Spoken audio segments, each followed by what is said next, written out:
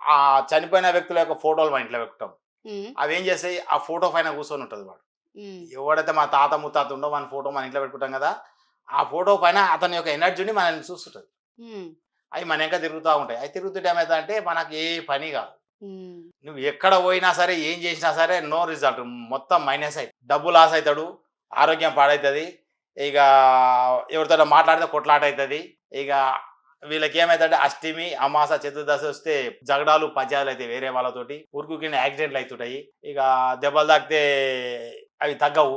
హ్మ్. ఇక ప్రతిదానికి కోపం వస్తుంటది. ఈ పితృదోషాలు పట్టిన వాళ్ళకి ఏమైతదంటే ముఖం డల్ అయిపోతది. ముఖం పాలిపోయినట్టుంటది. నువ్వు ఎన్ని క్రీములు పెట్టినా తగ్గదు.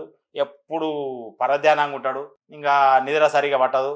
ఇవన్నీ అయితుంటాయి. అదే వీటిని ఏం చేయాలంటే 1, 2, 4 ఇట్లా ఉంటే స్టార్టింగ్‌లో ఏమనిపియదు. ఒక ఎనర్జీ మన దగ్గరకొచ్చినాక ఏం చేస్తదంటే బయట ఎనర్జీలను మిగతా వాటిని పీల్చుకోవడం. మనం ఎట్లా కూర్చొని పిచ్చాపాటి మాట్లాడతామో ఎనర్జీలు కూడా మాట్లాడుకుంటాయి. అయి ఎవనికి వినబడతాయంటే ఎవరికైతే ఆ ఎనర్జీలు ఆవహించి అతని దగ్గర ఉంటే వానికి చెవులకి వినబడతది, కంటికి కనబడతది. అయితే వానికి ఒక్కనికి తెలిస్తే వాడు ఇబ్బంది పడుతుంటాడు. అయితే అలాంటి పితృదోషాలతోటి ఈ ఎనర్జీలతోటి బాధపడే వానికి మనం ఏం చేస్తామంటే మా దగ్గర ఇది ఒక స్కానర్ ఉంటది. దీంతో చెక్ చేస్తా నేను.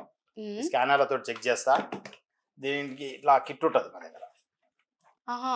ఈ కిట్ ద్వారా చెక్ చేసి ఈ పితృదోషాలు ఎవరివి వచ్చినాయి, హ్మ్. ఇతని వెనక ఎవరి ఎనర్జీ ఉంది, హ్మ్. అది ఏం చేస్తుంది, దానికి హ్మ్. ఏం ప్రాబ్లమ్ ఉంది, ఏం చేయాలనేది చెక్ చేసి వాటి ఎనర్జీలను బంద్ చేయడం జరుగుతుంది.